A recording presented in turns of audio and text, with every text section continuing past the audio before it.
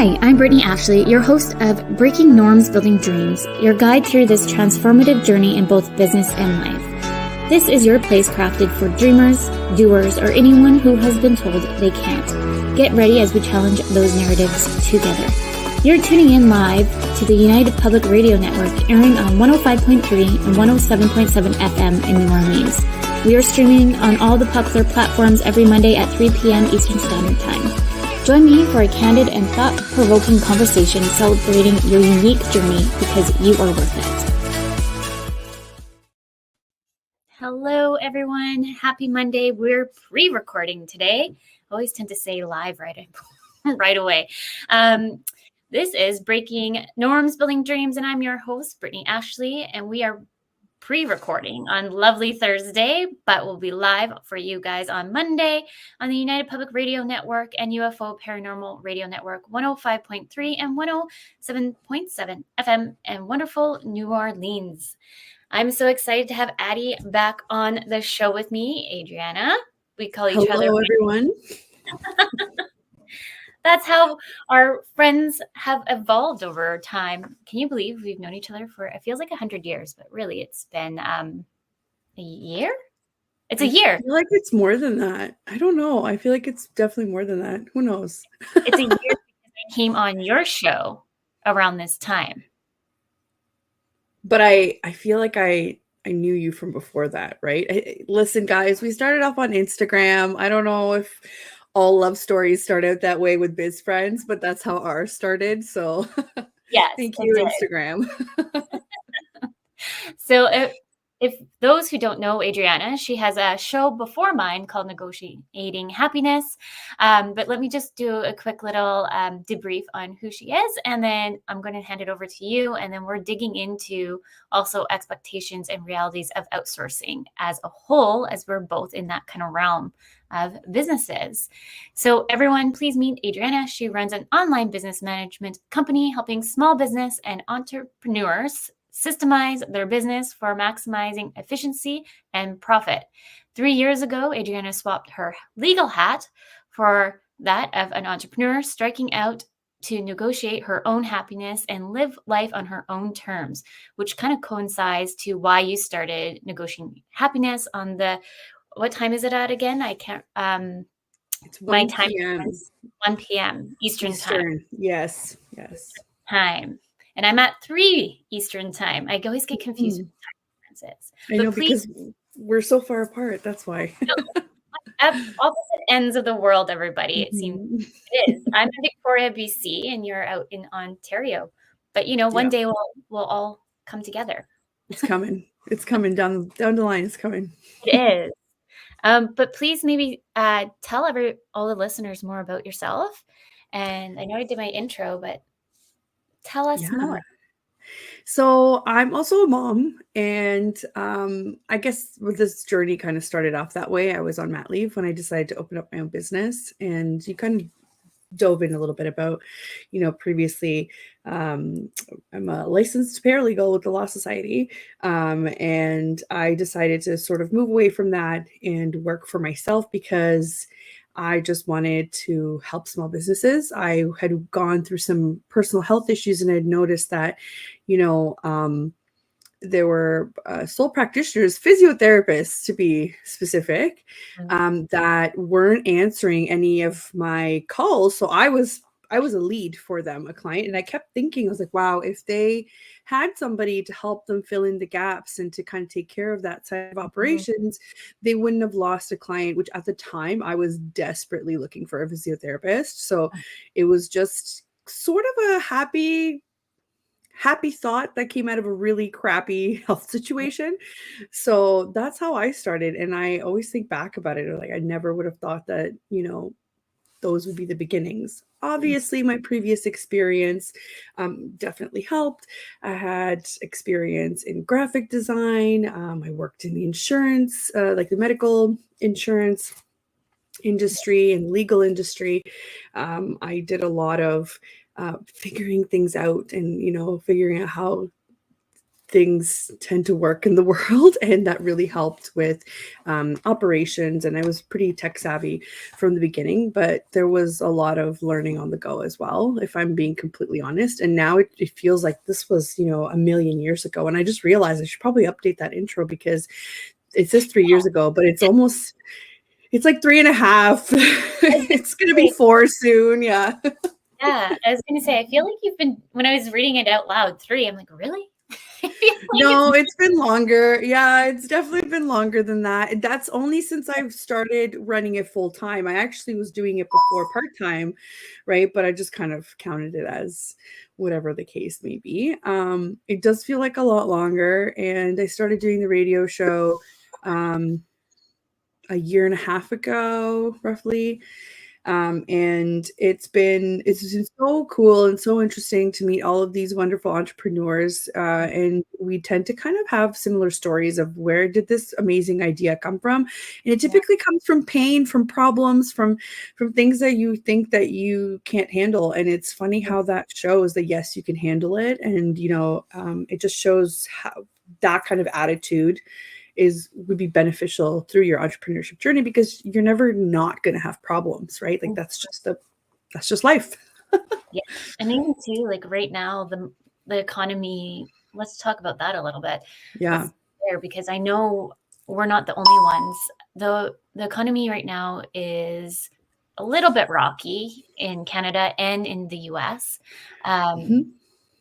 We can see it. It always seems to be rockier too around election time. Let's be honest. Yeah. And then also too, we're still coming through it from the whole experience through COVID. So we're kind of in a double impacted situation over here for everybody. So anybody listening who's a business owner who thinks that you're struggling, you're not the only one. I kid you not, every phone call I've probably had this year, everybody is either going back to a 9 to 5 or finding a part-time gig just to sustain the business. Yeah. So you're not the only one. And so No. please keep that in. Yeah, I can relate to this. I feel like the summer slowed down a bit for me. And as a result, I had to cut back on some of the help that I was using, which is always unfortunate. But I had to adjust because I needed to keep everything steady and level. I'm thankful that I was able to at least have, steady income come through from the business. Yeah. But like you said, a lot of businesses were not in that position. And how do you pivot, right? Like we talk about this all the time. How do you pivot? How do you bring new things in? How do you can't change the economy. Obviously small businesses sure contribute to it. A lot of businesses, but I think it's something crazy, like 90% of businesses are small businesses, right? Which might not seem like it. So that just shows you how many entrepreneurs are out there. So you're not alone. I also have picked up those phone calls where either people are pivoting in their businesses, adding new services, or just completely cutting out parts that are, either hemorrhaging time or money. That's just the name of the game, I guess. You just have to know when to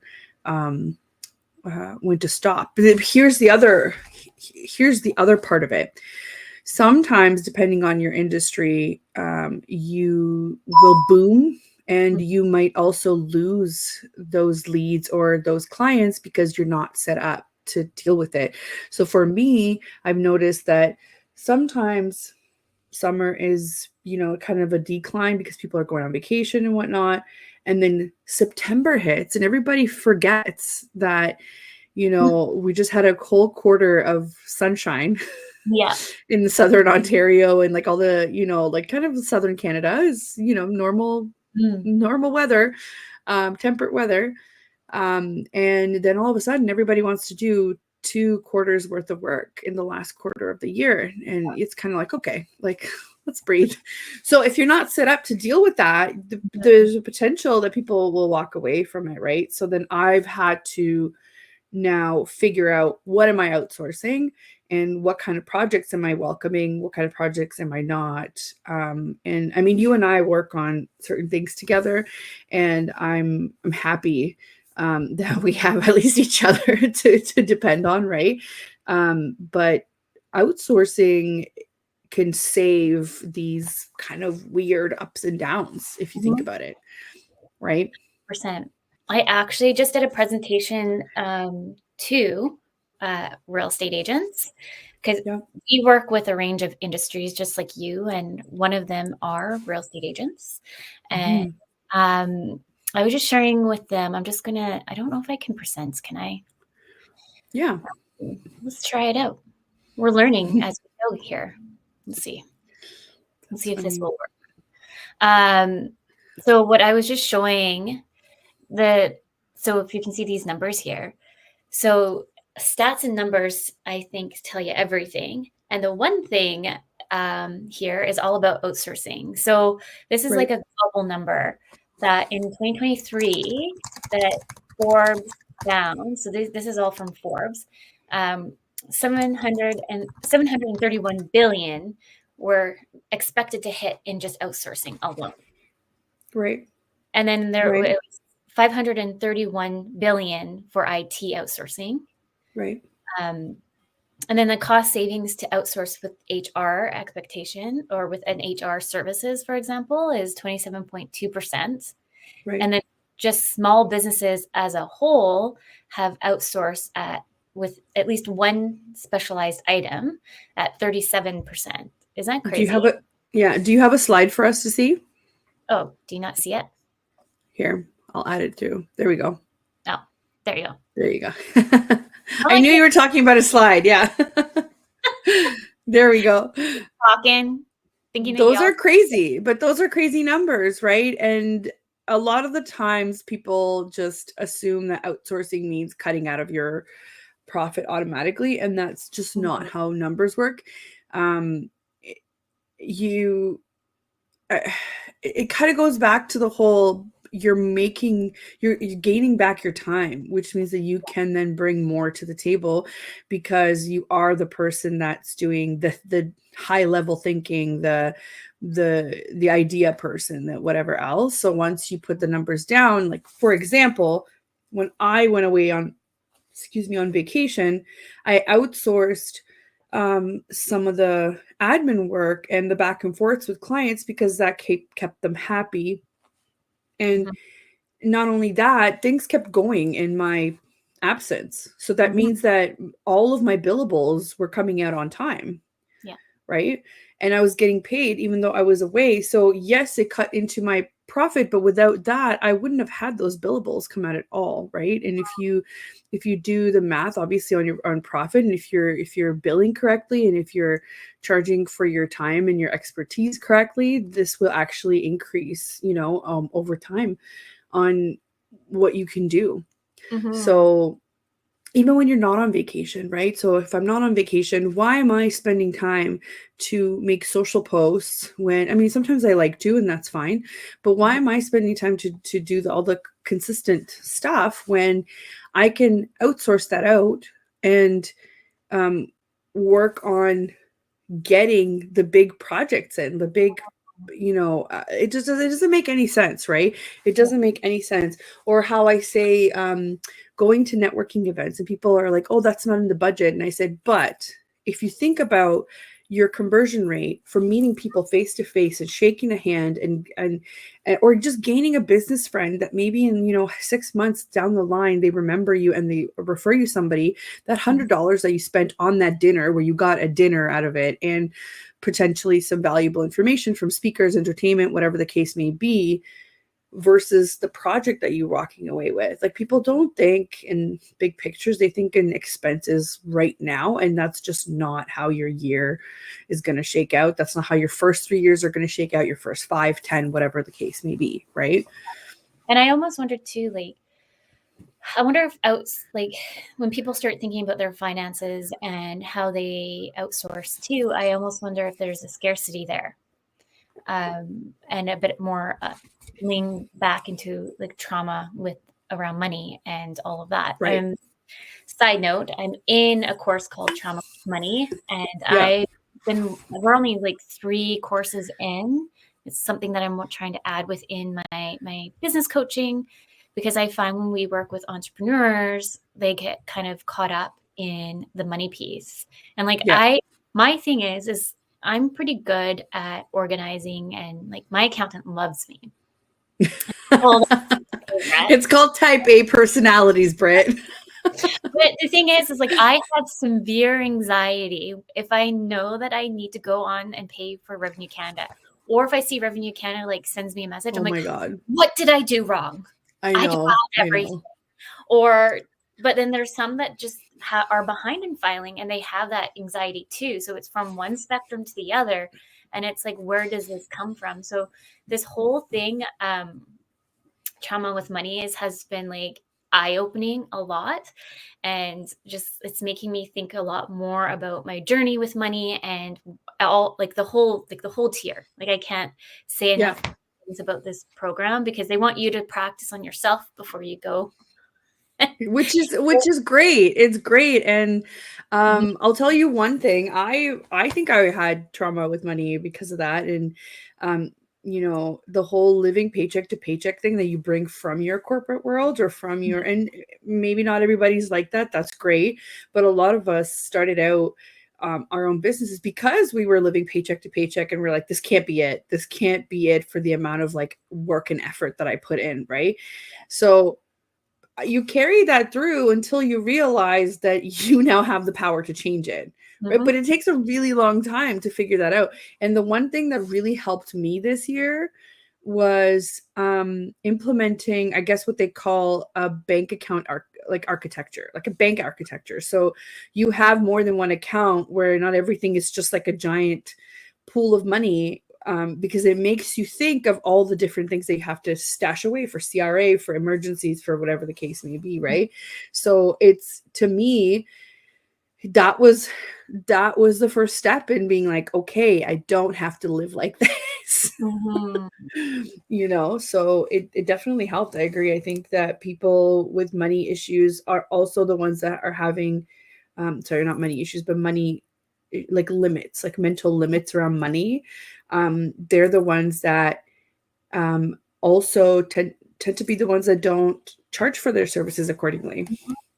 No, 100%. And yeah, so one of the exercises we did recently was like go off and write a note to money, like write a letter to Mhm. money and what it means to you.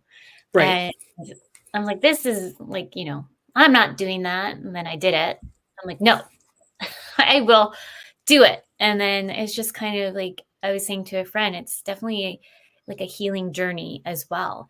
And so it's just been, yeah, the course, I can't say enough great things about it. So in a few months time, I'll let you know, because I'll be certified on Yeah. that. But And going, oh, sorry. I was just no, I going to was say, just gonna add. I was just gonna add to your thing for people that don't understand, that have never done any sort of, I guess, journaling type of reflection. The Mhm. reason why you do that with money is because you're forcing your brain to verbalize either the good or the bad or both Yeah. into words, and realizing what you're really thinking about it. So once you see it on paper, Mhm. it's kind of like when your accountant gives you the numbers and you're a little surprised and you're like, "Oh, I didn't really think I was spending that much here," or, "Oh, I actually made more than what I thought." Right? Like it's just a realization. You're quantifying your thoughts almost, even though Mhm. it's not numbers, right? It's not numbers, but it's words. You're putting a value to these feelings or whatever it is. And now that you can change your behaviors. And that's it's like therapy, right? Like that's why people go to therapy, because you can work on changing your behaviors. And this works with money. It's the Mhm. same thing, you Yeah. know? Yeah, it is 100%. And I find like with and because you mentioned about like pricing your packages and stuff like that, I think it's all Mhm. interconnected, especially for women. I feel like we always undersell ourselves. I'm just Yep. moving myself closer. We always tend to undersell ourselves and then lower our packaged rates, and not just kind of like imposter syndrome. I think it comes down to a little bit as well. we think that why would somebody pay for this because we're not worthy of it? But really it comes down to that we are all worthy of it, but how can we change our mind frame? And I was just talking to you about Lindsay, who's my coach. The other day they're like, Brittany, you don't talk nicely to yourself. So we're going to sit here and start like you practice back to, and I was like, oh my goodness, this is really hard. Right. Yeah. I think Yeah. like having like my number one thing is like this year anyways has always been like give yourself grace, because I'm a high achiever. I'm Yeah. always striving to do 700 billion things, and everyone's like, well, Same. you're just doing like you're killing it, and I'm like, no, I'm not, because I haven't done X, Y, and Z.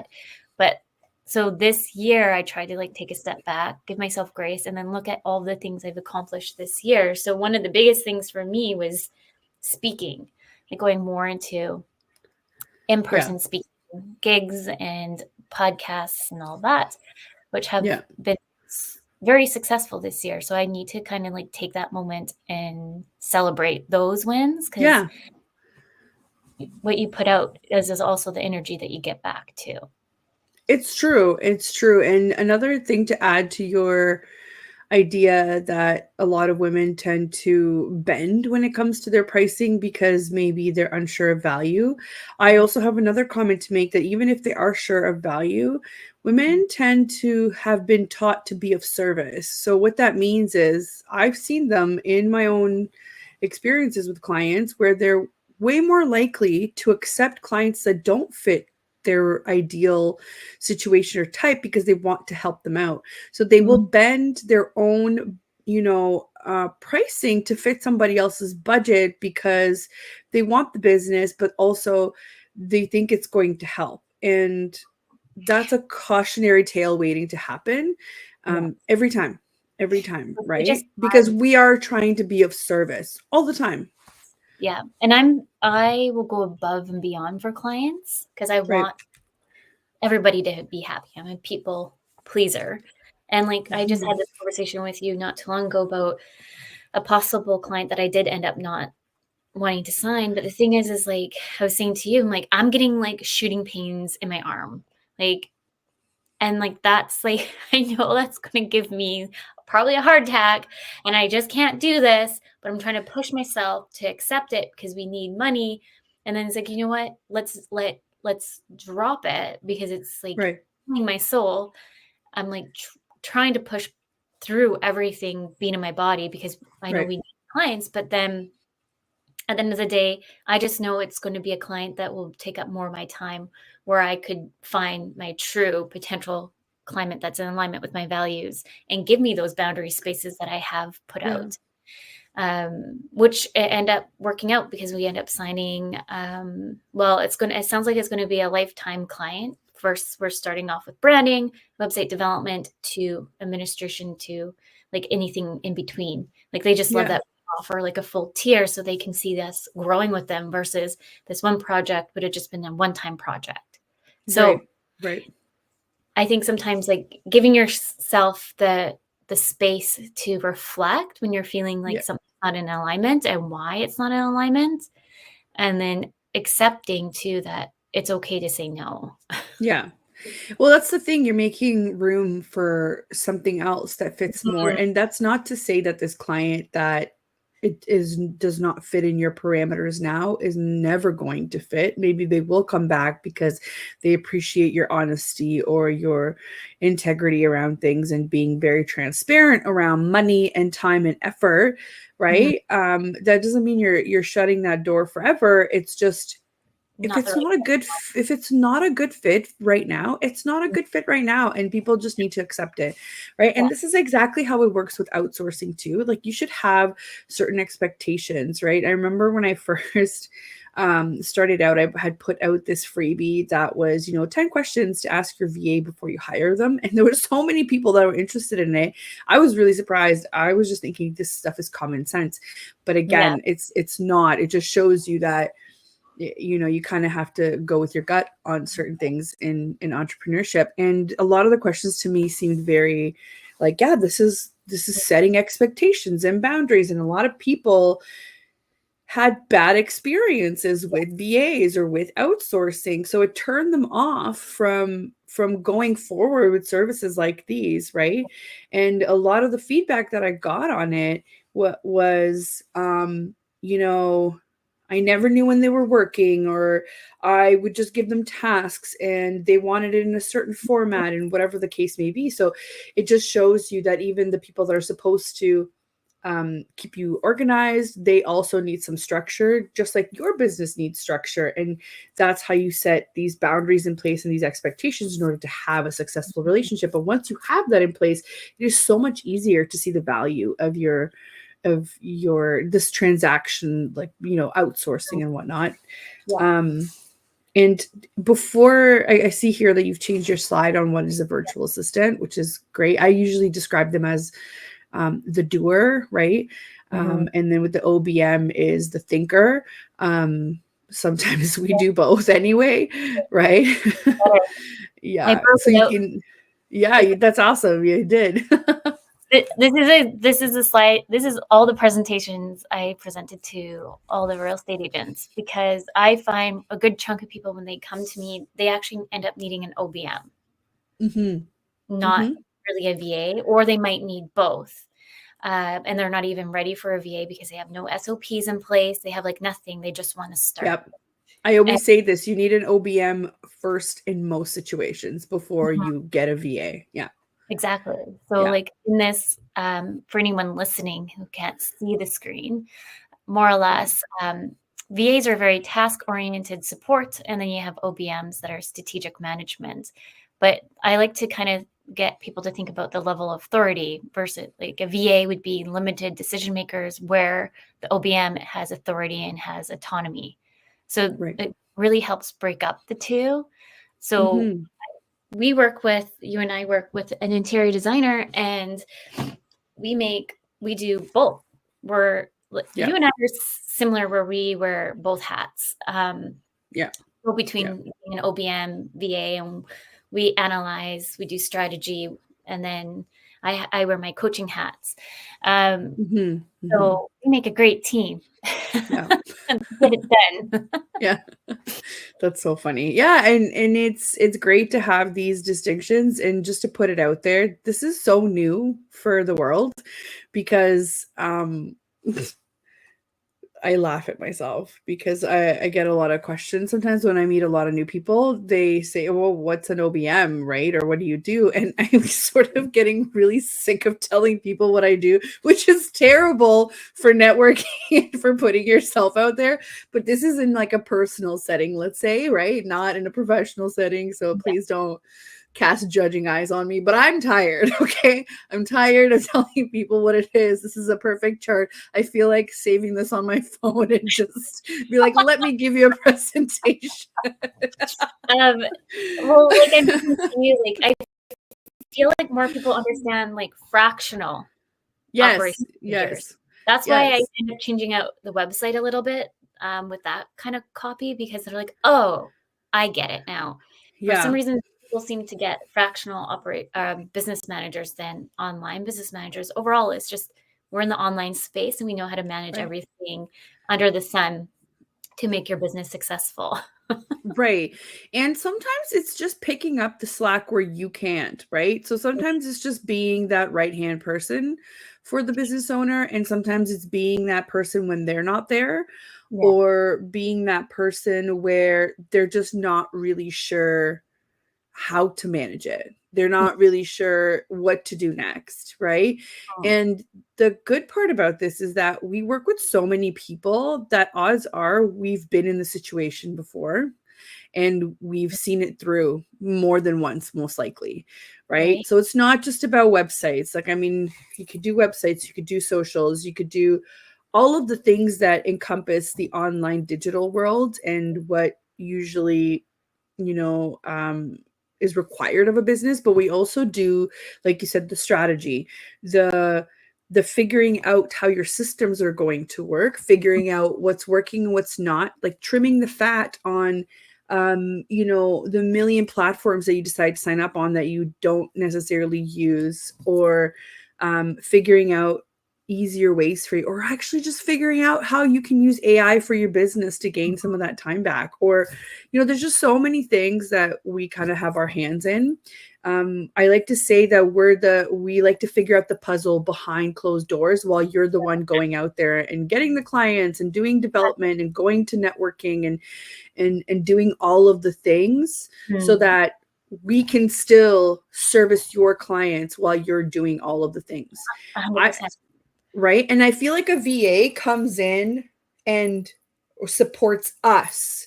And so we're the middle person, right? So a VA comes in and support. We have VA services and we have people that we work with that are VAs. And sometimes we do the VA work too, because it's just the nature of things. But the VA is the one that's there constantly. So we put the machine in place in the background of operations, and the VA is the one always checking in, making sure that things are going right through and doing the communications and whatnot, while we're the okay, how can I make this better? How can I, allow the owner, the CEO, CEO, whatever the case may be, to do their, be in their zone of genius, because I might not be able to be a real estate agent or an interior designer or, a director on a board of directors, whatever the case may be, but I can deal with operations, right? Yes. Yeah. So like I gave this example to some real estate agents of how to utilize a VA and how to utilize an OBM, and not necessarily they don't have to be Right. full time. So say you hired the VA for 20 hours to get your admin done, your client customer care done, so maybe social media, and then your OBM is working with the VA to make sure that they're getting the stuff done, doing strategy planning, project planning, all behind the scenes, while the realtor is out on like networking, because networking is big for realtors. So and being the forefront and making those relationships and being right there to meet the people are very important. So it's full tier on what you can create instead of hiring a full-time, part-time employee, you can definitely outsource all these things to a VA or OBM to get it done. For sure. And it's funny, in the last like 2 or 3 years, I've done a lot of event and training planning as well, which is kind of cool for me. And travel planning too. Sure, that could be a lot of the admin work, but talking like trade shows. So we had to figure out logistics of how are these things getting shipped across the country? What do we want the booth to look like? What do we want the swag to look like? What's the presentation going to contain? Down to a schedule of who was going to be at the booth to address the questions, who was going to attend the talks with the speakers, when is everybody having lunch, that kind of thing. Like, it's so we get so granular in the strategy and the planning of things that we then also end up using the VA, or if you have staff, we also end up being that communicator and the person overlooking, the person that says, okay, I need you to take care of this part, this part, this part. Like, we are managers, right? We manage the resources and the people. Yes. This slide here is just kind of, for anyone listening, talks about kind of pretty much you get to maximize your overall potential and why you hire VAs or OBM. So it's the cost effectiveness. You can hire up and you can hire down very easily versus with a full-time, part-time employee. And then also too, you can hire for specialized services as well. Right. That sometimes a lot of people are like, yes, I have a full-time employee, but that employee might not know how to do website changes. Right. That's a huge benefit for me. The fact that I can bounce between, having a background with legal knowledge to graphic design to website design to installing, tech platforms for client management. Like, you can't typically get that from somebody that is only looking at your calendar and your inbox. That's very much a traditional role. And maybe maybe you did hire somebody with those skills, but for those that don't have those skills, that's where we can come in. And here's the good part is that because Britt and I have, like you and I have, similar services, but we have different access to expertise, right? So your VAs are, they have different backgrounds. Anybody that I work with have different backgrounds. I mean, we just the other day, like, we're not just making this up, just the other day, like, we swapped, contact for conversion copywriting, right? That's a specialized service, conversion copywriting. So you never know. You never know what you're capable of. And I know that a lot of people want to keep things in-house. That's just not always the best, because you are limited. You're limited to the skills that this one person might have. Whereas if you're outsourcing, you have the opportunity to say, what kind of areas do you service? What kind of expertise do you bring to the table? Have you ever done XYZ? It's a much more relaxed conversation, I think, with less pressure than putting on an employee to maybe learn on company time how to do certain things, right? And a lot of VAs, OBMs, because we are entrepreneurs, end up having, I would say, I'm not going to tell all of us that we have it, but we have usually ADHD. Okay, you don't need to tell everybody our secret, Britt. Okay. If we're not constantly learning or challenging ourselves, and giving ourselves that extra dopamine, like, we're just bored. It's not that we're a good employee, right? Like, that's why I figured out finally, I'm like, I realized that I'm the worst employee ever, because once I've learned it, I'm done. Like, I've learned it, on to the next thing. Like, what's the next thing? Yeah. And then the employer I'm so bored. I literally have anxiety and, like, borderline on, like, nightmares. Because I think that I'm falling behind with tech. So if I don't stop every so often and, like, look up new platforms or figure out, like, how can I do this better? I literally hurt, like, mentally and physically. So yes, ADHD is a blessing and a curse at the same time. Yeah, and I have the mix in with dyslexia. Like, I've been diagnosed with dyslexia. I have not been diagnosed with ADHD, but if you've watched some of the last pre-recordings, I've had researchers and those who are ADHD experts being like, "Did you know you have ADHD?" Thanks. Okay. So they pretty much diagnosed me without me being diagnosed. Okay, what can I tell you? I'm a little bit offended these days when somebody just me goes, and I said, yeah, I might have a touch of ADHD, but who knows? And they're like, oh no, you have ADHD. Like, so sure of themselves. I'm like, I'm sorry. Where are your credentials, sir? I need to see your credentials. But yeah, I mean, what are you going to do? What are you going to do? Yeah. Just roll with the punches, right? For me, like, with my, like, I call it like a superpower, but right. With dyslexia, like, I can see things in a different pattern than some maybe. Yeah. And sometimes they do say dyslexia and ADHD overlap with the spelling and grammar things. A lot of people don't really understand. I started researching a lot more. It's quite fascinating to start learning it. But yeah, if anyone's wondering of why we need to always be given stuff. You don't need to air out all of our dirty laundry, but okay, whatever, I guess, Britt.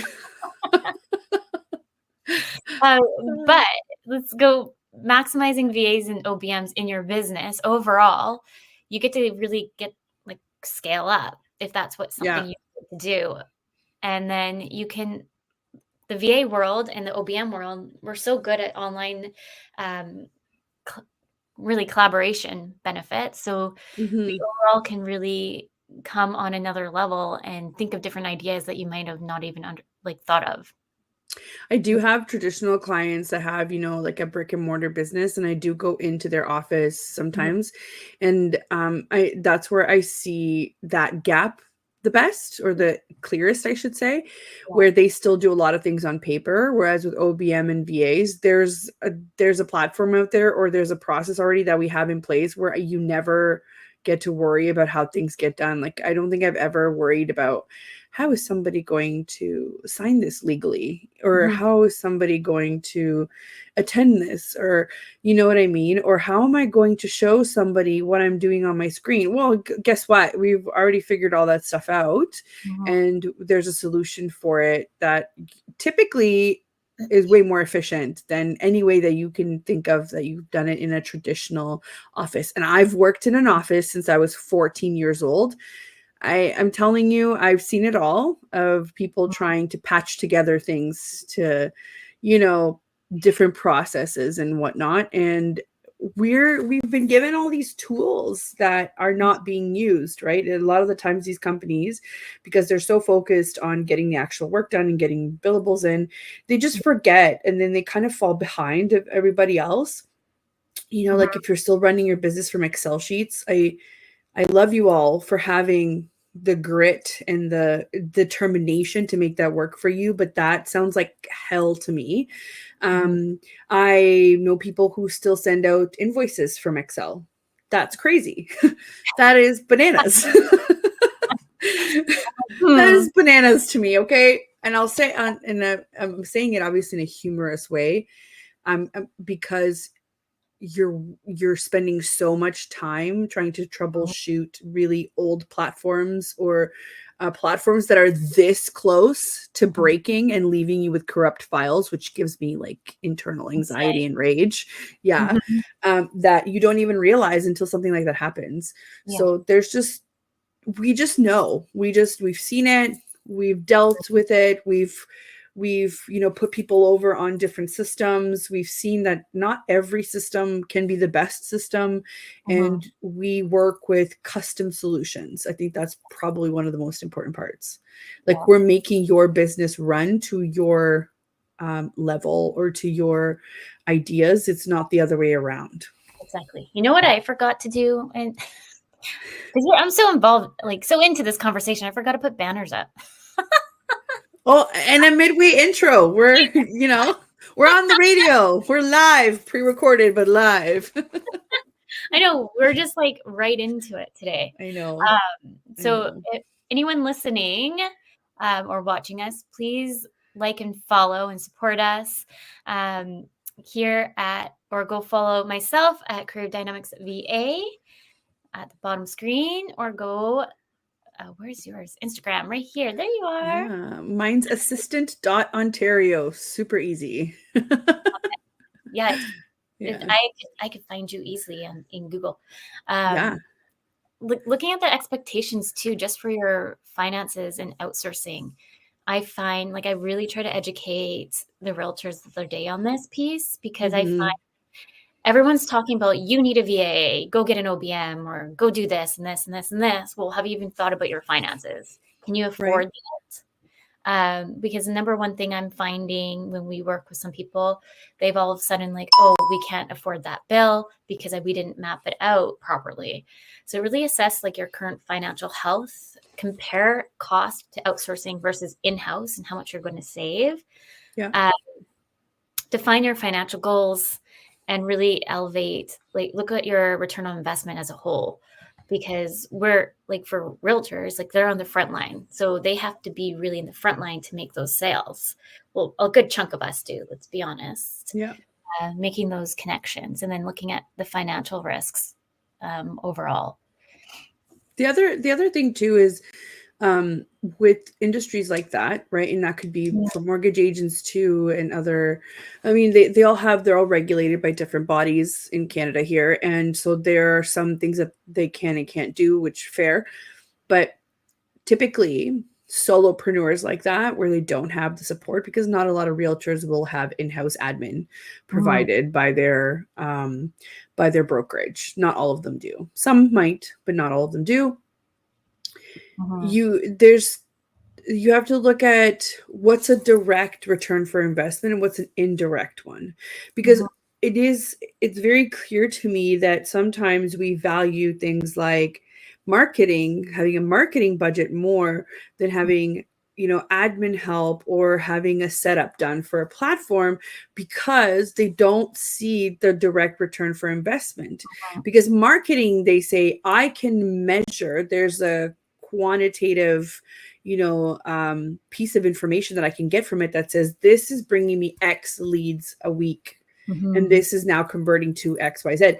Yes, but when you're spending more time doing the admin or figuring out a platform, you're losing out on opportunities to go make those connections and go get those in. So what is a direct and indirect return for investment? That's something that you should be thinking about. And if you're not sure about your finances, do a range and have your, like, what is your cutoff, right? So is it a percentage? Are you saying I can spend 5% of my of last year's income on this, or can I spend up to 10% and then stick to it and then adjust as you go? You don't have to put an exorbitant amount out there, especially if you're at the beginning. This is why I always say, is like, you don't need a VA. A VA typically is somebody that you need all the time. If you start off with an OBM, you can do it, like we said, it's a fractional operations manager, so you can do for smaller periods of time, but that will give you more to think about. To say, okay, I've done all these things on my list that have been sitting there for a year. What next? What else can I put into place? And the other thing, I had a really interesting conversation is everybody's getting this subscription fatigue because every platform now is riddled with, you have to, like, even Canva just raised their prices. Did they? Right? No. You have to check because it was kind of ridiculous. People on the internet were losing their minds about how much they've raised their prices. Yes. And we use it all the time.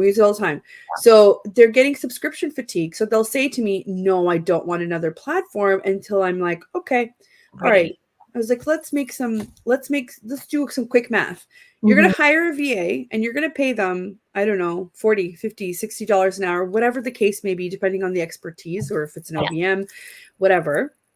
Or you're going to pay $25 a month to take care of a couple of hours that it would have taken somebody else at a higher rate.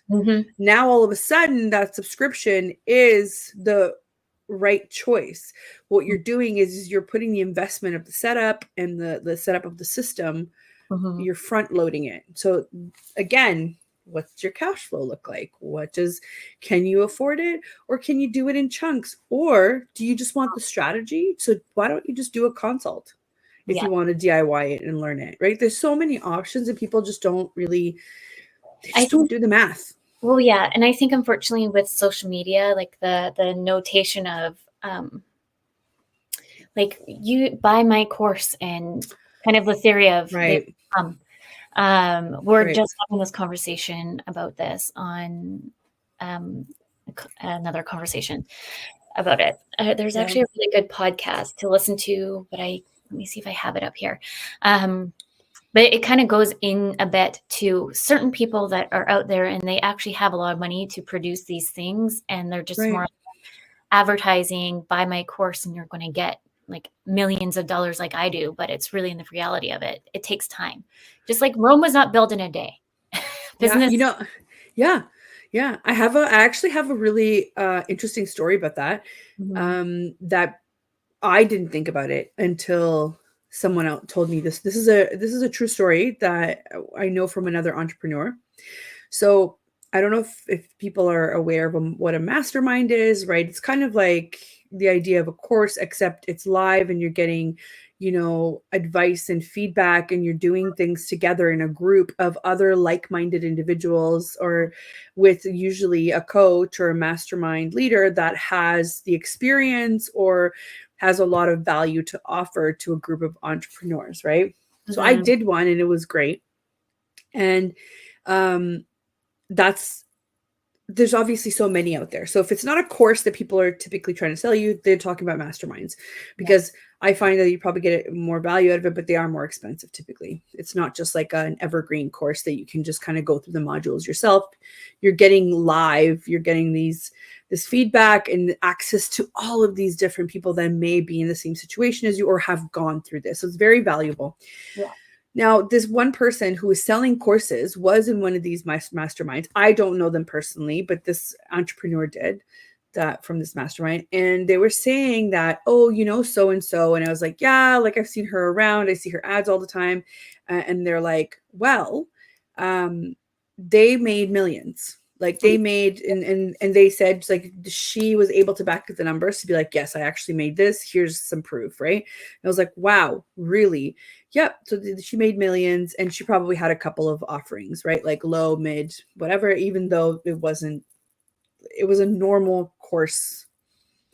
I don't know, fee. It wasn't that expensive, but it was also wasn't like $20, right? Mm-hmm. And then they said, then she tried to recreate that and make a mastermind of her own and found out that it didn't work. So her methods that she took to get to those millions, she could not reproduce for other people, because that's the whole idea of a mastermind is like, I was successful, so I'm now going to show you how to be successful, right? And why was that?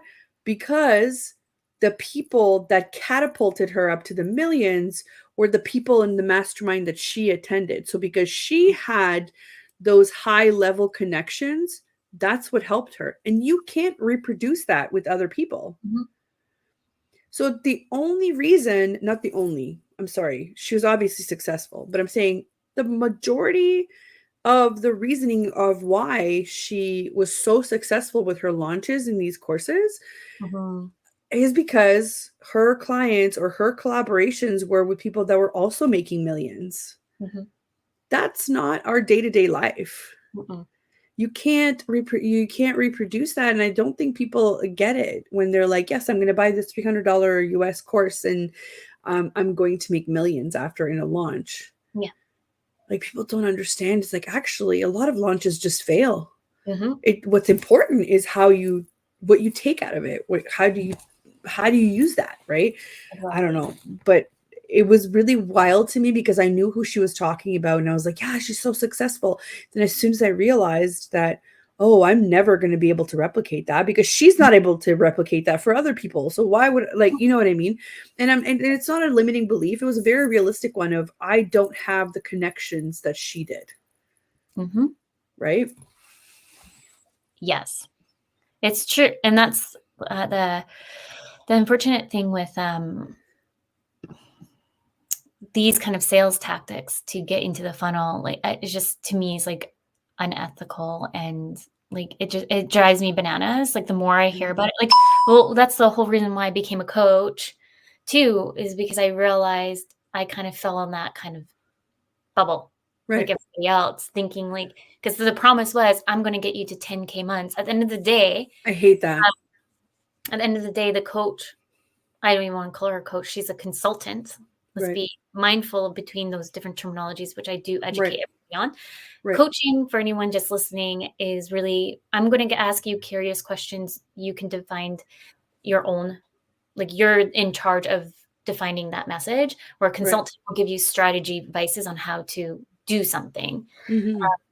So this particular coach promised 10K months, and their whole strategy was like, charge 3K here, just so then you can get up to 10K really fast. But and I should have known this when I started this, like, a lot of these pricing models don't make any sense, because I had somebody come to me and they wanted a website development, CRM implementation, branding, like all the things that you need to kind of build the hub of the business.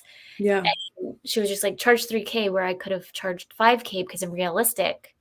That was what we're expecting. Right. Long story short is, if things are not in alignment to you, start asking questions and do more research and out there. I wanted to talk about like pricing expectations before it's almost at time-ish. And I want to go to, there was something else I wanted to share too before we are almost at time. But VAs here in Canada and or in the US, you're going to see, like, on average, like, VAs at least starting at 30 an hour. And people have a little bit of a heart attack on that. But look at I don't know. I always say this. I was like 30 now is low. It is low. Um, like 30 is low. Like, sorry, we have to pay our own taxes, our own CPP and EI contributions, which are the government taxes and benefits that any employer would have to pay. So when you think about it, when you dissect 30, 30 actually becomes like 15, like Yeah. 20, like, you know what I mean? I don't know. And then OBM's at least at 60 an hour. But like the thing is, everything's changing. Even if you look at minimum wage here, Yeah. I think it was Ontario. Aren't you guys going up to 17? Yeah. Yeah. Yeah. Yeah. And I think here in BC, I think don't quote me. But at the point is that we're minimum wage here. People who are just starting out and has no expertise, no nothing, have not, like, I have my BBA in marketing communications. I've worked in the tech industry. I've had years of experience in the tourism hospitality industry, events, like all these things. Right. And you want to pay me like nickels and dimes for my ideas? Like, sorry. Right. No, but it's true. It's true. And same here, right? Like I don't know, got a BA from, University of Toronto, and like that's not cheap. If you start looking at it, then a post grad, then all this, different experience in different industries, that's what you're paying for. You're not just paying for my time, right? And that's where people start getting confused, is you're not just paying for my time, you're paying for the time that I've previously spent to get to the level that I'm at. And this is it's so funny because very traditional industries go through this a lot. Like, why do accountants and lawyers charge so much? I was like, well, they literally spent like 8 to 10 years in post-secondary school. That was very, very expensive. And then they're going on to get the actual practical experience. That's what you're paying for. It's not just their time, right? Time is just a way to measure, but you're paying for the experience. Same with accountants, right? They have to get certified, etc. Right. Yeah. We're almost at time. So any last minute thoughts? And I want to share your quiz that you built. Why is business so hard? Right. So this is supposed to kind of point you in the direction of which part of my business am I missing out on? Which part should I focus on? It's kind of like to take it. If you think that you're missing a couple of steps, this might bring you some some clarity on it. You can find it on ontariosystem.com/business-efficiency. What I should have put it on I should make it into a pop-up or something, but even if you go to ontariosystem.com, I'll make sure to link it on the homepage as well. Take it, it's free. It'll ask you to sign up for our list.